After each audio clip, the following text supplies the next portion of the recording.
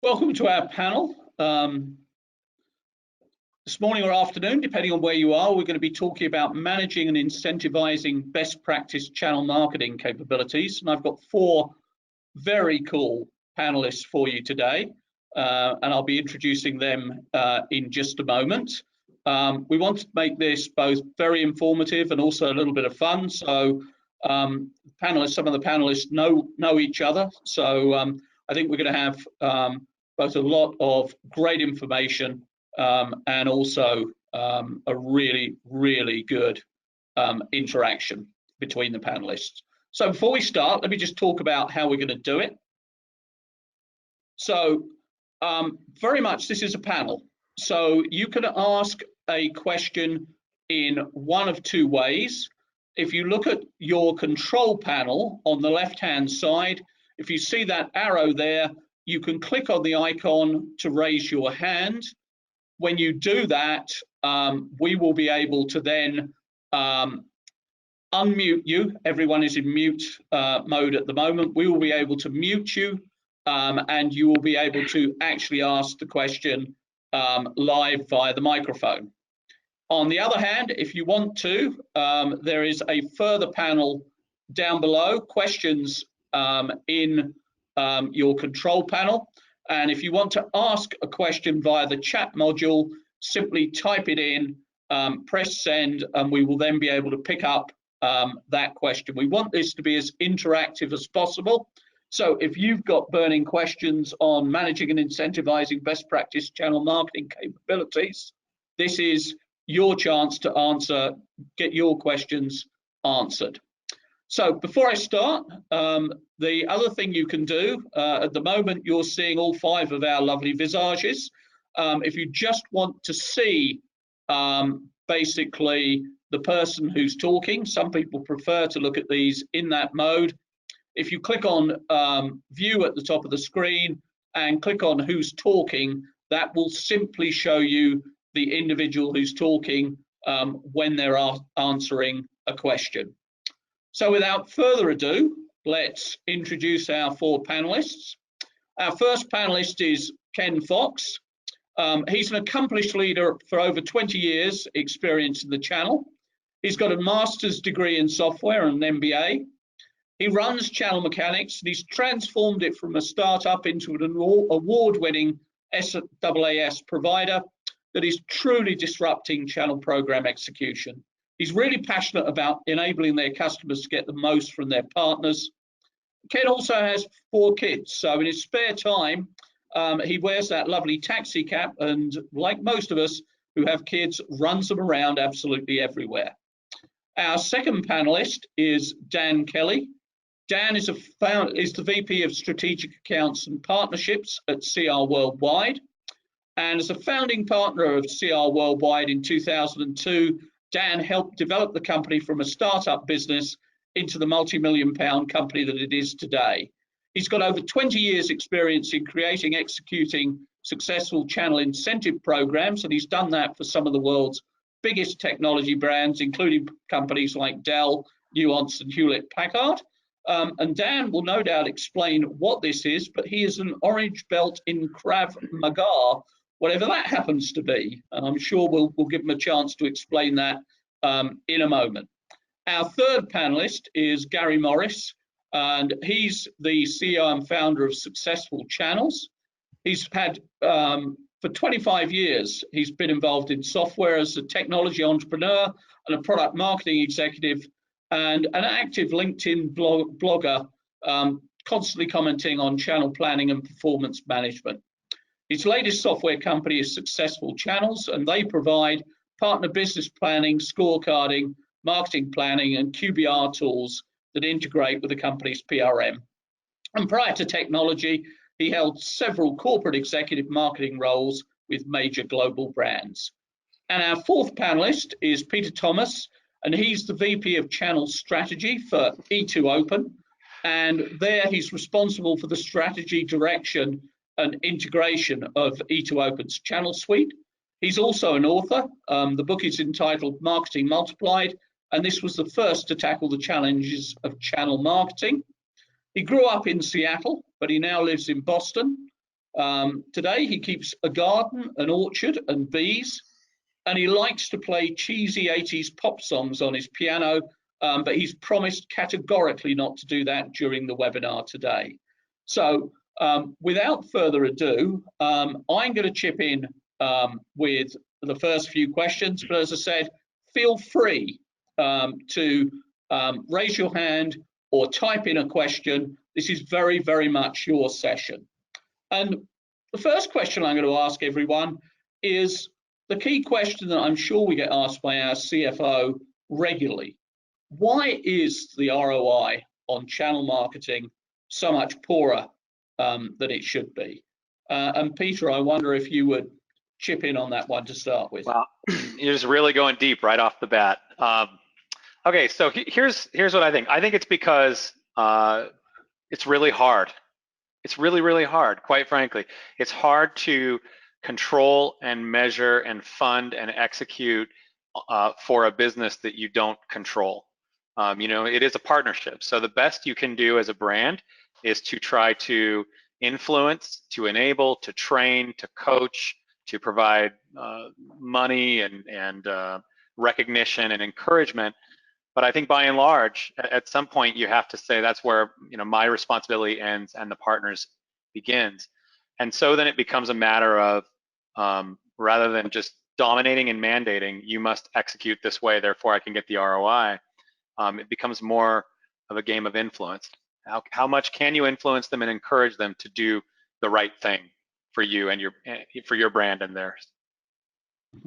And Ken, if we pick up on that, what do you think we could, specific things that we could do, picking up on what Peter said, to improve the ROI on our channel marketing?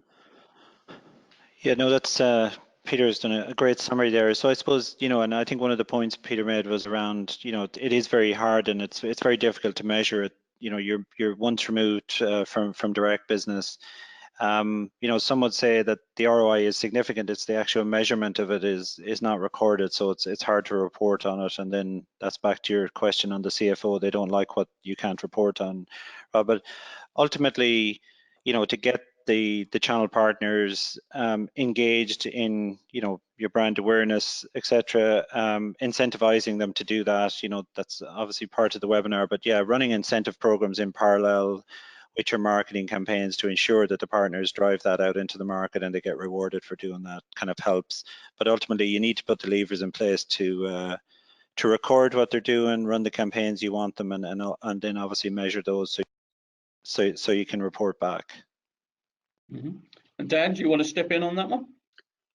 Yeah, I mean, I agree with what guys saying. It's hard. I think you got to ask yourself, what is it you want to be measuring, or what does your CFO want to be seeing, and do you have the tools in place to be able to measure that? You know, is it you're looking at click-through rates, or, you know, opens on emails, or, you know, pipeline's an easy one to kind of, you know, measure during with dollars, etc. But the other thing that I see as well is you know, how far in the future are you measuring the return on investment? Because, you know, people do look very short term. We've put these dollars in, oh, we've generated some pipeline, and then they switch onto something else. But actually, if you're putting your campaign codes in, or getting you guys to put campaign codes in your CRM, etc., you can really track it through to the end close sale, which may be, you know, a 12-month sales cycle, or, you know, a long sales cycle. So maybe, you know, it's getting your house in order before you set out on the mission, really, I think is the key. What do you want to track, and how do you want to track it? Mm-hmm. Gary, any thoughts?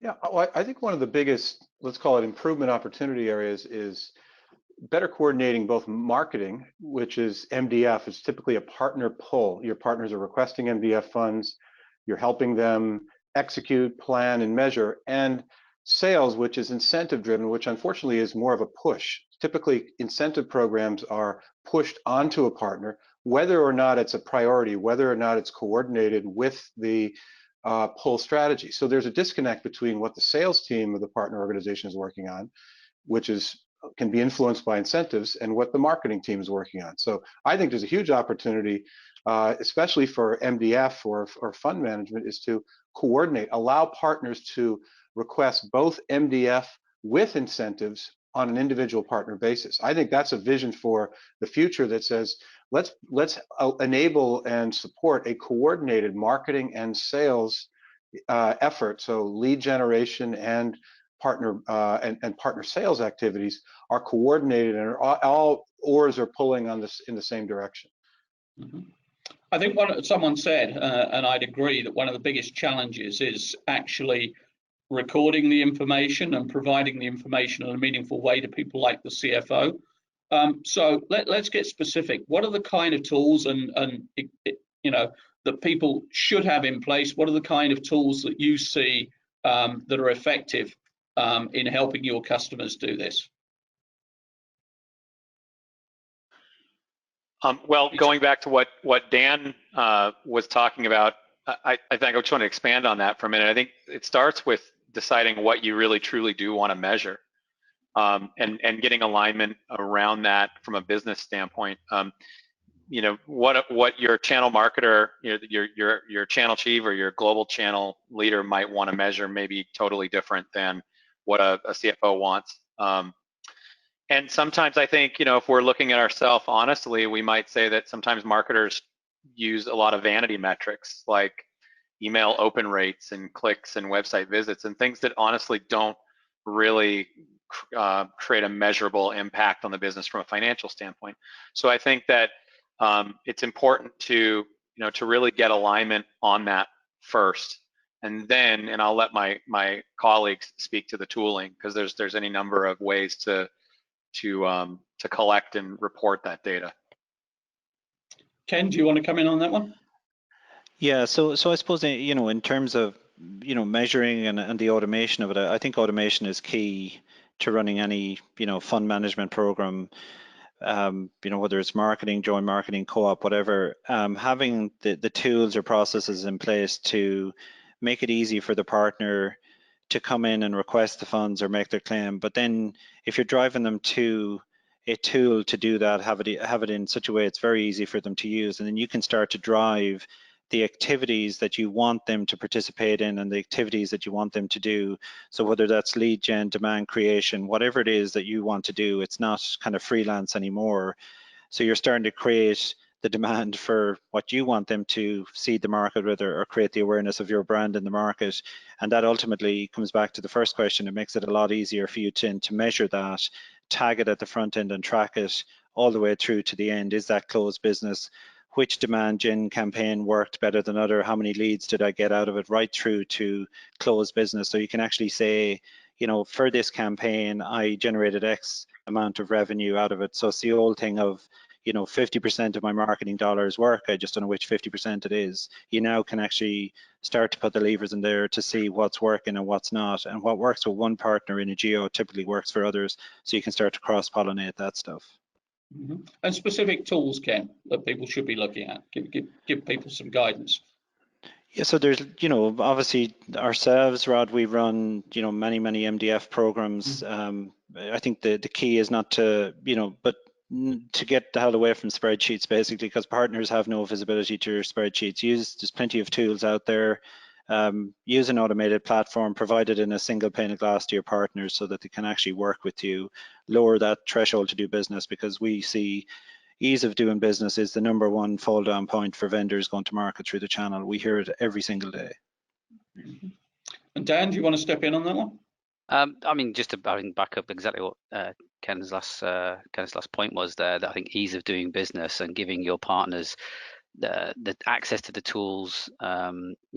And there's a lot of talk about having multiple vendors like ourselves with all different platforms in there, but how can you get an integrated solution? So there's one point of entry for a partner to go in and see all this data, the single pane of glass I think Kenneth mentioned. Then make it really easy for the guys to track and use these tools, whether they're registering deals, doing campaigns, whatever it is, because that's going to get the highest level of engagement. So I think, yeah, if you want to get high ROI, you've got to make it accessible for the guys to use.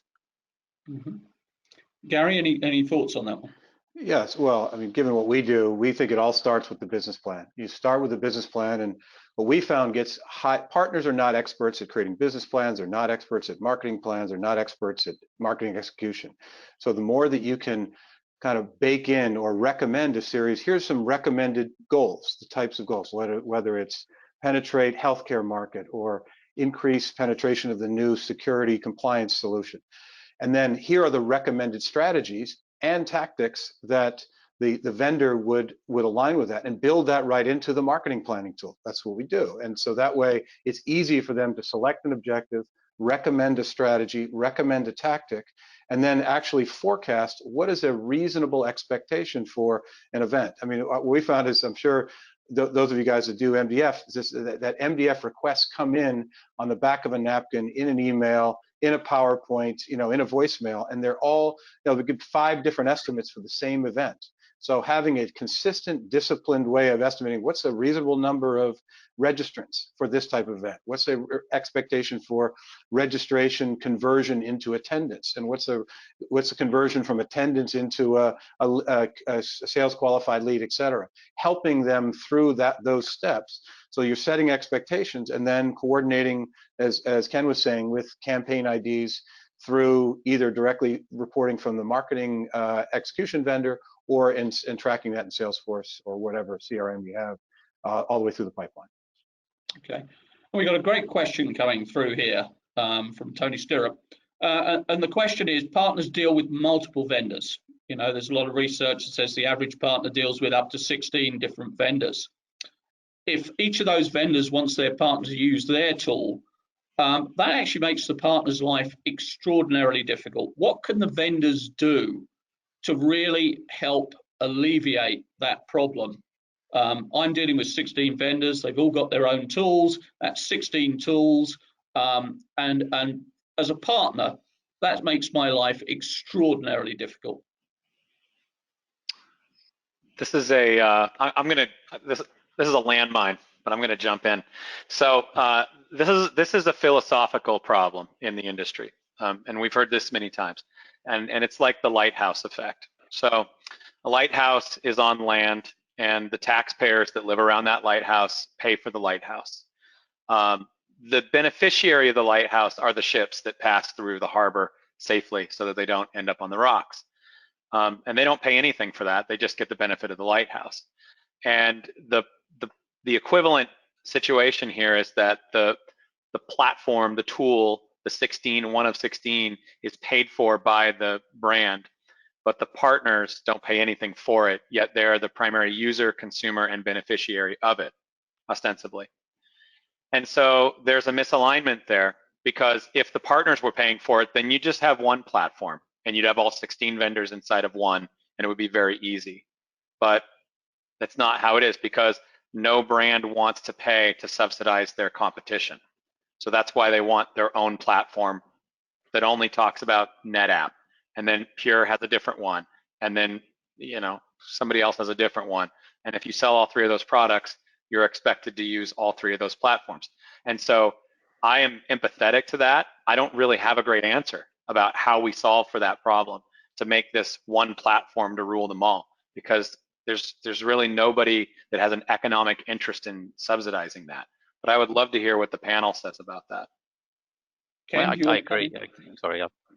Go on, Dan. Yeah, I agree with Peter. I think there isn't a solution on the horizon for that, because everybody's got their own best interests at heart. The only thing you can do, as we talked about earlier, is make it easy to use, supply training, give them the reason why, and the how, and then set them on the way, because no one vendor is going to kind of, like you say, pay for somebody else's success. So unfortunately, it is where it is. Let's just make their lives easier. Yeah, and I can say from a vendor's perspective, it can be a differentiator. So if you have, a platform that's very easy for that partner, it will kind of tend to drive the partner towards that vendor, get preference. I think Forrester done research a couple of years back, and they said, top 3 are price, brand, and ease of doing business. So it kind of comes back to the ease of doing business. If your MDF is much easier to go in and request and claim, and you get paid on time, and you get to see the types of activities that vendor wants to see in the market, they'll generally win out. So yeah, but it is challenging. We work with a lot of partners on the other side, and they say, geez, I have to go to 12 different portals to do this. And then you kind of get into it with them, and they say, well, I tend to go to this one because it's easier. So it's an absolute, it all kind of marries back to the same point. Okay, Gary, any thoughts? Well, just I think that Peter said, you follow the money. The money is all vendor incremented in this industry. So, you know, every time I go to a channel trade show, I try to just maybe more just because it's just the personality. I go to every single distributor booth and I say, are you a visionary? You are the nexus of this problem. You're the one that theoretically could solve this problem. Now, there's all kinds of trade-offs and issues with that, but you know, because I'm representing planning and performance management. How about creating a comprehensive cross-brand business plan, scorecard, QBR for that vendor? What about doing that? And every time, you know, there's a lot of enthusiasm. I like this, but they come back to, well, where is our bread buttered? Our bread is buttered by individual vendors one at a time. So, you know, there is no easy solve, but I think we can just talk about it. I do think there's an opportunity for a visionary distributor to work to coordinate some type of a planning, marketing execution, kind of a syndicated model to do that. And there's an opportunity if there's a visionary distributor that's out there, because they're the nexus. They're the place where this is the best opportunity. Gary is 100% right. They're absolutely the right type of business to be able to do that if there was anybody that could consolidate it. They are typically pretty coin operated and operating on very thin margins. And so it takes somebody with a vision. I think it also takes somebody that wants to take a risk and say, you know, we're going to bring all this together because it is the best thing for our partners. Because really what the partner wants is they want a marketing piece that has 3 solutions in it. They want a marketing program that has 3 or 4 stacks. You know, they want that every single time. They don't want to go to market with a point solution every single time. And the disties are the ones that are perfectly positioned for it. And incentives, by the way, and incentives, marketing and incentives. So I think the answer to that for everyone on the call, and there are a lot of you, is apply pressure to your distributors. Yeah.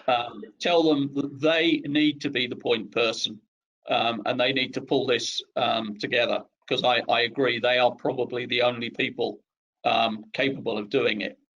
Have another question here, and this also ties into some of the other things we're involved in. We also run a community of 5,500 managed service providers.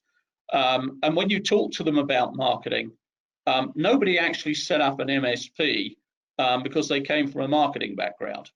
They either came from a technical background or they came from a sales background. And the vast majority of people in that community don't have even a part-time experienced marketing person in the company. So what do you think are the pros and cons of concierge marketing versus partner a la carte marketing, and how do you deal with that? So Ken, maybe I can start with you on that one. Whew, that's some question. Yeah, you know, it depends on how deep your pockets are really to put funds towards all of those kinds of things. You know, it costs quite a bit to have both models or a mix of both. But you know, again, depending on what you're trying to achieve, the creation of your program and the campaigns that you want to offer within that program, it's all about the allocation of the funds that you're going to do. So if you want to go down the concierge route, you know, and use a third-party provider to work with the partners to provide whatever campaigns, you know, whether it's, you know, lead gen, marketing, demand, whatever it is that you want to do. You know, lots of people do that. We work with folks and they use our MDF tool and we route those requests off to many concierge services to do that. Again, it's kind of, are they fit for purpose really? You know, do they work? And it comes back to almost measuring the ROI to see, because, you know, people do, I see vendors spending a lot of money on these, and I don't always see the return even when you do try to measure it. So it's kind of, I think a mixture of both really, Rod. And it sometimes comes down to the vertical you're in, the partners you work with, the products. It could be the sales cycle. There's so many variables that you kind of throw into the mix to see which combination of, you know, the concierge versus direct marketing services you want to offer. So yeah, no real easy answer without getting into the details of the vendor, the offer, the partner types they work with, and the sales cycle or the typical sales cycle of their particular offer. Gary, do you want to chip in on that one? Well, I think the partner that is self-serve, that is completely self-sufficient is the exception, is not the rule. So uh, it's just not their area of expertise. They haven't, I'm not saying there aren't a percentage, but I don't know, 20% maybe. The other 70 to 80% are really need help. So let's be honest, this is a services model. It's not a pure software model where you can, offer these self-service tools, because compliance is going to continue to be low simply because they either don't have the skills or they don't have the mental energy to invest in learning some web-based tool. Mm-hmm. Peter. I think there's a partner maturity model. I think that you can analyze and stratify your partner community based on their marketing competency. So if you take the similar tiering, a bronze, silver, gold tiering, and apply that to your partners in terms of, highly mature, highly evolved, good marketing engine in place, that would be the really small percentage Gary was talking about, all the way down to the totally immature, no marketing acumen, no marketing staff to help with that, and needs a lot of help all the way at the bottom. And that would be the vast majority, and specifically the MSPs you were talking about. What you then do is say, okay, well, my engagement level needs to be adapted to meet them where they are. So if they're at the very bottom of the pyramid, then you will take a almost entirely for partner marketing approach. In other words, you will do it for them. You or a concierge or somebody will click the button, will co-brand the asset, will execute the incentive, will engage the agency, will do whatever it is, everything on behalf. That is, if you want to optimize that partner. Because they simply won't do it, like Gary was saying. They don't have the skill or the time or whatever, the inclination to do it. And then as you work up the hierarchy, you will be able to do less for partners that have more acumen and energy and appetite for marketing, and enable them more by providing them with great content and services and money and things that are lower touch for you from an organizational standpoint. Mm-hmm. And Dan, picking up on that, I mean, the other key issue we're seeing more and more today is that partners are coming across the customer when they're well down the sales funnel, and in a fairly advanced stage towards making a decision. Does that put more emphasis on the vendor themselves to do more, to carry more of the marketing burden? I think the buyer journey is a lot talked about it on the internet and everywhere else, isn't there? The buyer's more educated these days. They kind of singled out X amount of vendors before they even kind of pick up their phone or send the email, whatever it is.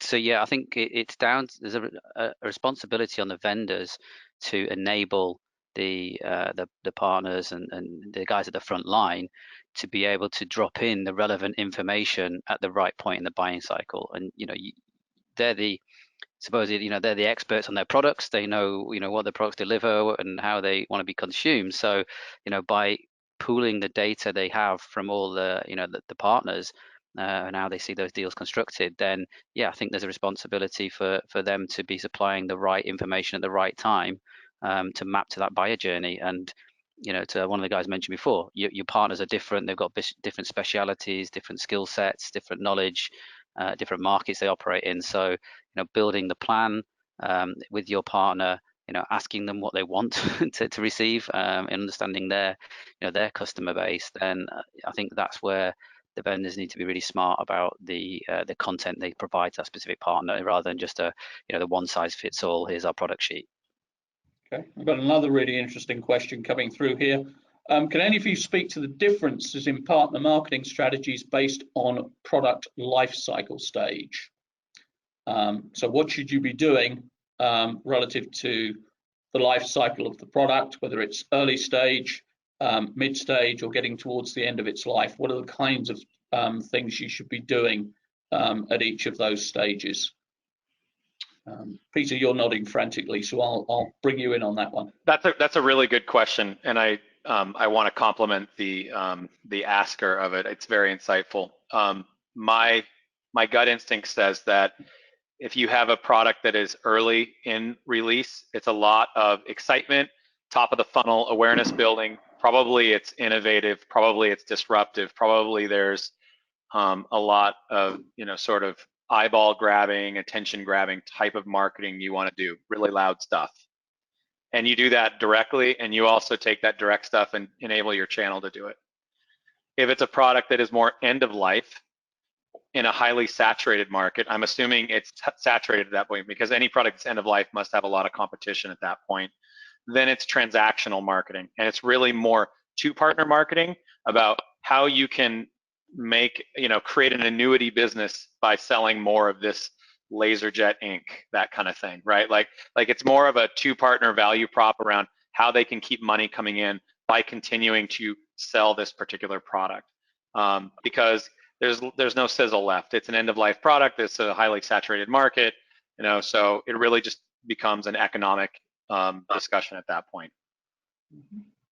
Anyone else want to come in on that one? Dan? I just add, I mean, I've got not as much experience of that, I think, as Peter's got, but we've definitely been integral in with software vendors running a lot of spiffs or reward programs, maximizing that opportunity. When something's coming to end of life, you've already got something else coming out, in a certain date. So preparing your partner sales teams for that opportunity, giving them the right messaging, giving the right collateral, and also incenting them to get on the phone and talk to those customers. It's a ready-made customer base to go and attack. So we've run lots of those programs with great success before. So rather than seeing it, it's the end of your life of your product, but what a massive opportunity to start that sizzle again and those eyeball catching moments that Peter mentioned.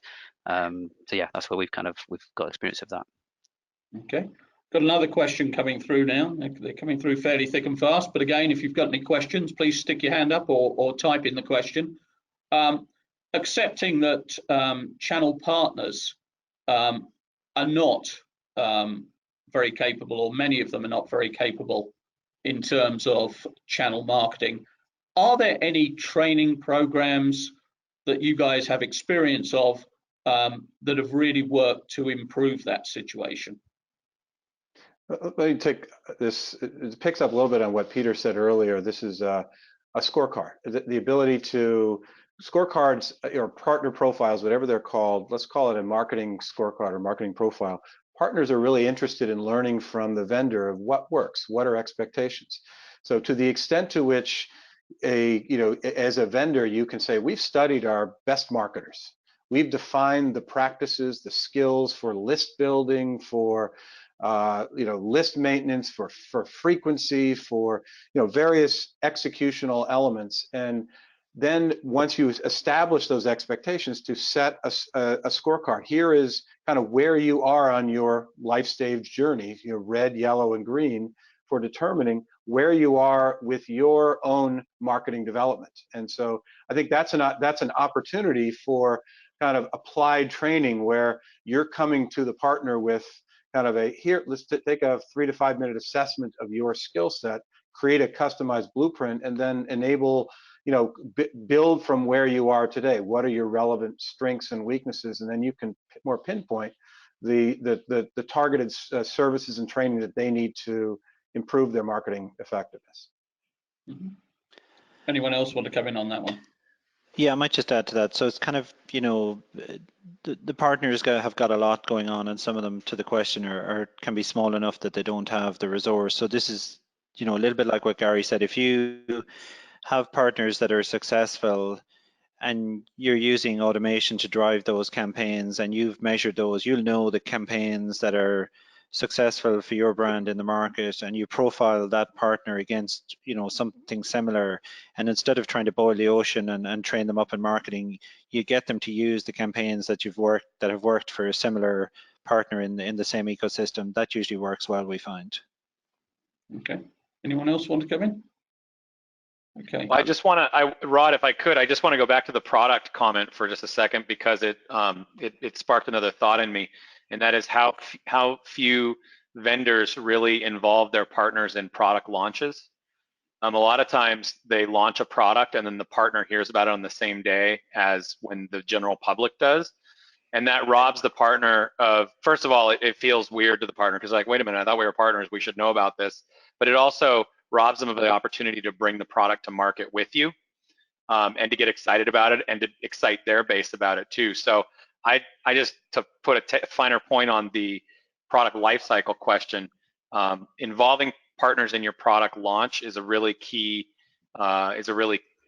key way of building excitement around that. Can I add to that? Because I think it's a great point, and I would go even further to say that it's not just the product, but there's a term that we hear a lot, we use a lot, it's called services prototyping. When you're creating a new product for your brand to bring to market, think about your partners and think about their business model.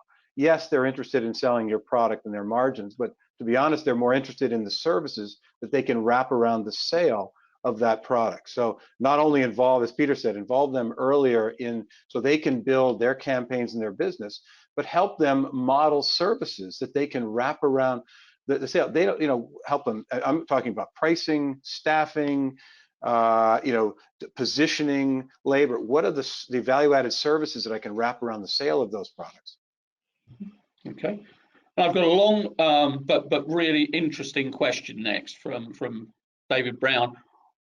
What is the panel's thought on putting partners into tiers as part of a way to generate incentives? Obviously, with tiers, higher tiers unlock more benefits. But how does this work when your partner ecosystem may be a mix of smaller organizations that don't have resources? How do you keep them incentivized? So I think two questions here: the value of tiers, and if you've got tiers, are you simply incentivizing the big guys? And how do you keep that incentivization for the smaller people, the long tail, in the program? Can I make a comment on? Sorry. You mind if I make a? Jay McBain and I wrote an article called, and we got a lot of views on LinkedIn, called Gold, Silver, and Platinum. We had a tombstone, rest in peace. And so that doesn't, it's a very controversial, we got lots of great feedback on it. We had a lot of people that hated it, a lot of people that loved it. But the point was, it was purposely to be evocative, that the days of the precious metals program, and I realize this is a little bit broader than just the marketing component, may be behind us. And the reason why was that, that we would argue that today partners are the shift in power. When vendors were telling partners what to do, 5-7 years ago, and here's how you run your business, has subtly shifted back to the partner. Partners are in control. They own the customer relationship. They're running more professional businesses. They have their areas of expertise. So that the new vision for a program, including MDF and incentives, should be building it around a business plan, and basically you have a program that's built around the specific objectives of that partner. That's the argument that we made, and we generated a lot of really good feedback, and some was, we had a lot of very enthusiastic discussion about that. Ken, you wanted to come in on that one? Yeah, so I think the tiers are still very relevant. I think they're changing though in terms of what makes up the tiers. The traditional revenue and certification is kind of migrating as the partner ecosystem is changing and cloud products become more prevalent. We're seeing new levers coming into those tiers, and obviously then the whole partner ecosystem, what used to be 3 or 4 partner types is now 12 or 15 partner types. So your tiers now are very variable. What's gold for one partner type is very different to be gold for another partner type, to use the gold, silver, and bronze type of tiering approach. So we kind of see a lot of that, but what's kind of becoming important is not just the revenue. It might be things like, what's your renewal rate? Have you transitioned to our cloud product? And they're giving people allocations for those types of activities towards the tiers on the program, whereas traditionally it would have been, revenue and certification. So what makes up a tier now, on the vendor side might be anywhere from 5 to 10 variables. And then on the partner side, instead of having the 2 or 3, you might have 12 or 15. So it becomes very different. Excel blows up basically to run those types of tiered models. So you've got to have, tools and automation to do that type of tiering and reward the partners. Because remember, partners ultimately want to be rewarded and differentiated for the business they bring to the table. I just add that I think if I got the question right as well, it was about incentivizing partners to move through different tiers, so unlocking a tier level when they've reached a certain level of attainment. So I think, yeah, everyone's discussed it. There's no kind of broad brush approach to this. You've got to really look at your partners, but I have their capabilities and where they are. But I have seen an incentive program structure building in tiers or levels of attainment, and then within that you group partners based on where they are at the moment. And if you want them to move through it, you set them these micro behavioral tasks to achieve and almost gamify the approach, if one of a better term. You say, if you do this, you're going to get to the next level. We're going to unlock the next level. So, this whole kind of creating a little bit of excitement and fun around it, I don't think there's any harm in that. But making sure it's very specific and achievable and attainable to that partner set that you're targeting. So let them move through those kind of smaller tiers to get to the next level. And Peter, for a lot of the advanced vendors, it used to be all around revenue. Now a lot of the incentive is based around behavior and driving particular behaviors. In terms of that, what are the kinds of things that you're seeing your clients doing or trying to achieve in that way? Yeah, it's funny you asked that, because I was just going to piggyback to what Dan was saying with a really similar answer. The old tiering structure of essentially economic performance determining where you fall on the pyramid, how much do you sell equals where you are, I think should really be examined. I think that the first part of your question was, how do you get a partner who's maybe kind of smaller to still be excited, to want to be engaged and to want to continue to to participate in that incentive. And so what I see customers doing is evaluating their partner's digital body language or their engagement with the brand. Do they follow us on Twitter? Do they pay attention when we announce something? Do they respond to our surveys? Do they take training when we offer it? Do they do they show up for product announcements? I mean, there are all these little things that are non-monetary, but they demonstrate a certain level of engagement and excitement with your partner program that a partner has. The more excited they are about your program, the more training they take, the more likely they are to recommend your product and sell your product. And I think everybody probably knows that. So the question is, what are these micro, I don't know what the word you use, Dan, but micro incentives that you can put in front of the partners that indicate that maybe they haven't sold $1 million worth of stuff this year, but they're super engaged and they are on the bubble. They could be that with a little bit of a nudge. Those are the partners to double down on and invest in. If they're doing all the right things behaviorally, that's when you come out and spend some time with them, train them a little better, invest in a little bit more heavily to see if you can move them economically as well. Mm-hmm. And compared to 2 years ago, another question coming through, what do you see are the key differences and the key things that your clients are demanding in terms of these programs today that they weren't looking for perhaps 24 months ago? Yeah, I think just MDF, but it's definitely moved to proposal based, just to the previous conversation, really, so that it's not just the big boys all getting the same again.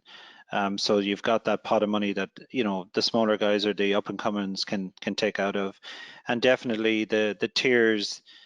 It's become much more granular. It's not, it is still the gold, silver, bronze. Let's be real about it, but it's the levers within those gold, silver, bronzes that are now much more varied. So it lets the guys that are showing interest, they might not be having the revenue attainment, but it gives them the chance to participate and get the incentives, get the MDF proposals, so that they can grow into the big guys in the future. And Ken, dive into some of those levers. You've talked a couple of times about the levers changing.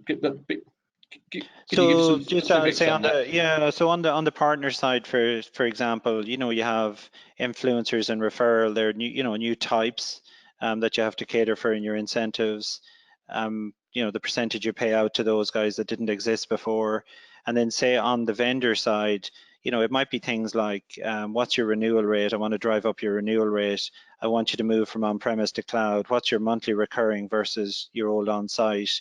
So you would maybe use a point system, and you give a lot higher value to the monthly recurring versus the on-site. So if somebody is going to go on that journey with you, they're not going to go through a dip until they come out the other side. You have to support them. And we see folks paying much higher on that, even in the first year, and then maybe rolling it back a bit. But those percentages are significantly higher than the traditional products. So they're just a couple of flavors. Mm-hmm.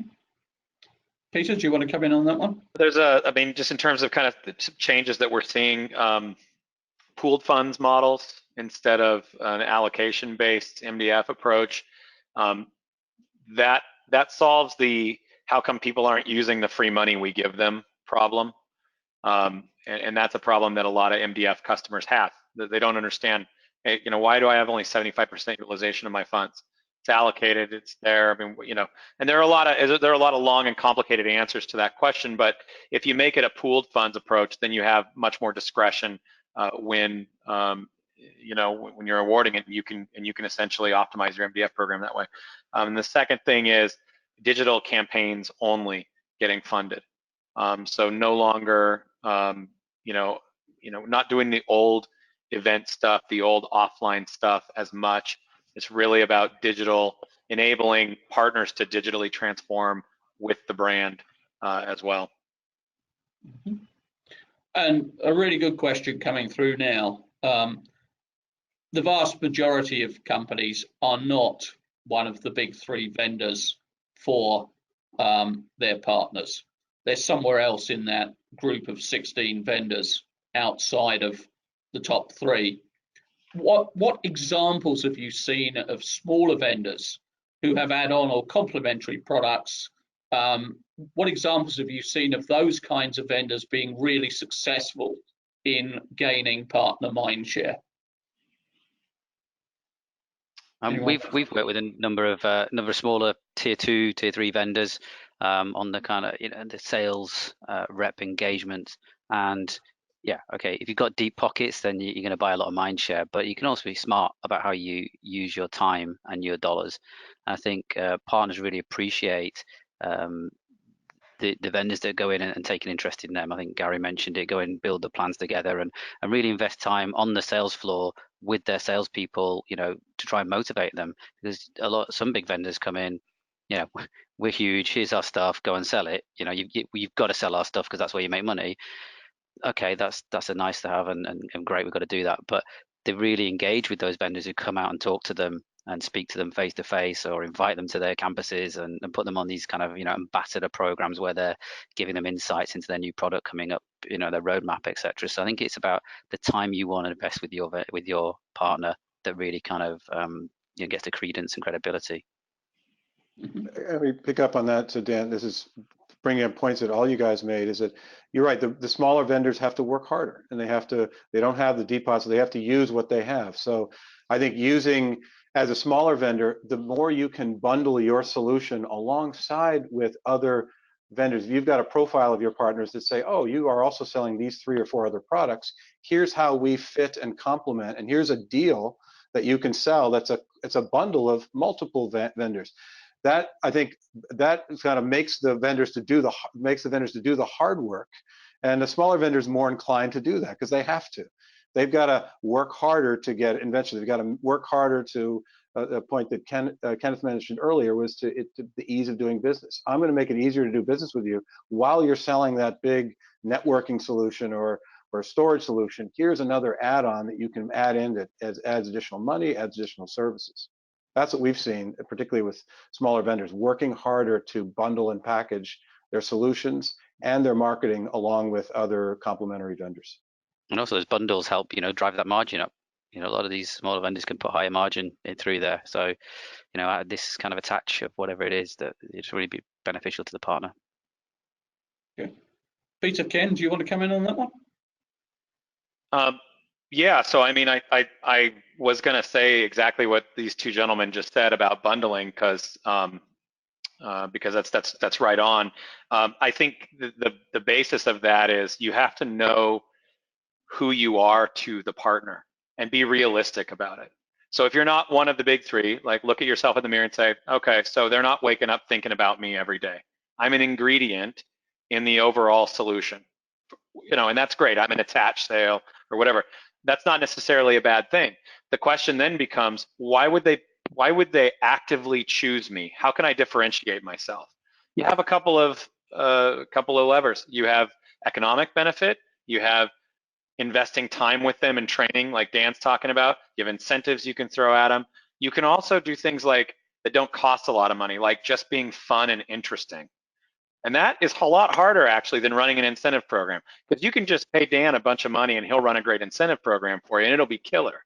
But if you actually want to do something unique and creative and be fun, for a brand to do that, it's a real stretch sometimes. But that can be the difference between a partner wanting to do business with you and not wanting to do business with you. So I guess I kind of challenge the smaller tier, second and third tier brands to say, do we make it easy? Yeah, can we check that box? Are we realistic about who we are in their wallet? What percentage of their wallet do we have?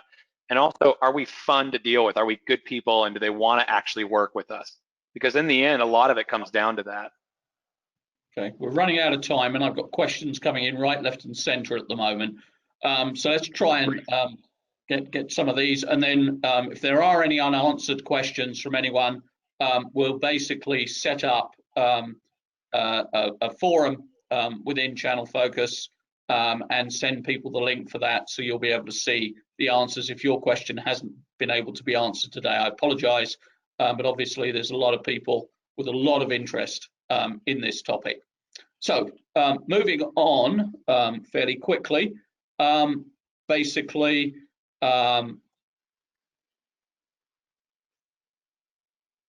where do you see deal registration fitting into the partner incentive stack? Is the deal reg incentive structure changing?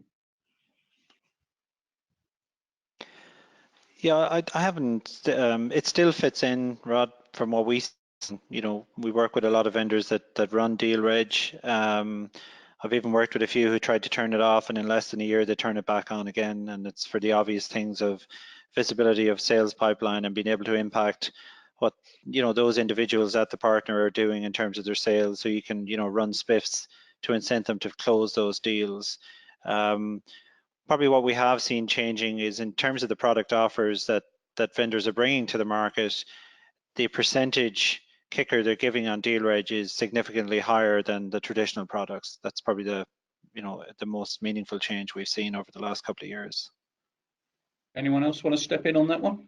I was just going to say that in deal reg, the dilemma is always, do we pay for a deal reg just for a deal reg that doesn't close, or do we pay for one that actually does close? And it's a balance. It's if you don't get enough deal registers, then maybe those are going to your competitors. So I think every vendor has to weigh the pros and cons of doing incentives for just the deal registration itself, whether or not it closes, as well as the closed sale.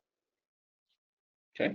Another question, is it best practice to treat referral partners the same as resellers by having them do all the marketing, onboarding, and providing them with the same service? I think the overall question there, Peter, go in there. They're transactional. Do the marketing for them, pay them a referral fee, and on your way. They don't want to get married. They just want to give you a deal and take some money. That's it.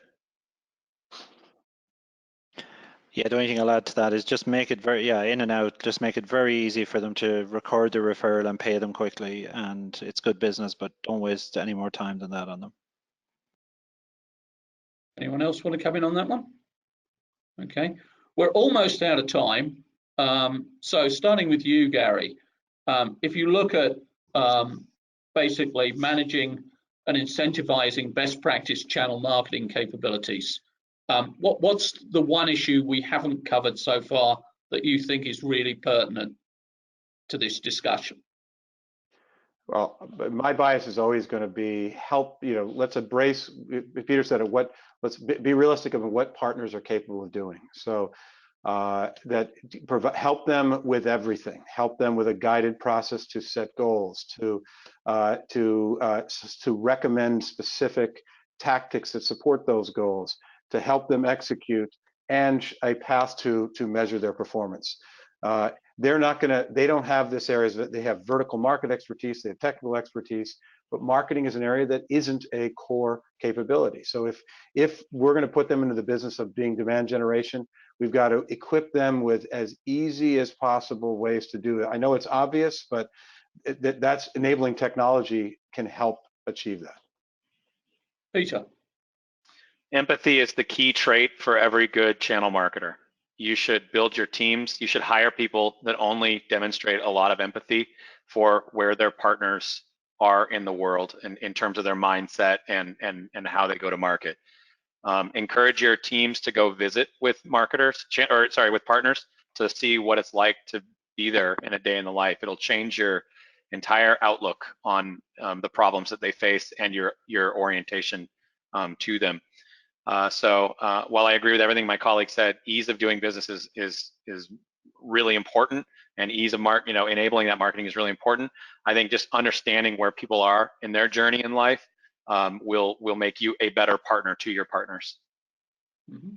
Ken? Yeah, a bit like what Peter just said. I said take the outside in view, and then segment your partners or add characteristics or attributes to tag your partners accordingly, so that it's not a one size fits all. You probably put most vendors put a lot of good work into their marketing, but then it's a kind of a spray and pray approach, everything out to everybody for the same purpose. That's not the reality. So if you can segment your partners and differentiate them with your marketing accordingly, that can really help both your partners and you from an efficiency perspective. Just spend a little bit of time to do that, and it really can make a difference. Okay. And Dan, last but by no means least, any final thoughts? Yeah, I wish I'd come up with a digital body language term. That was a great one. I'm still a bit jealous of that.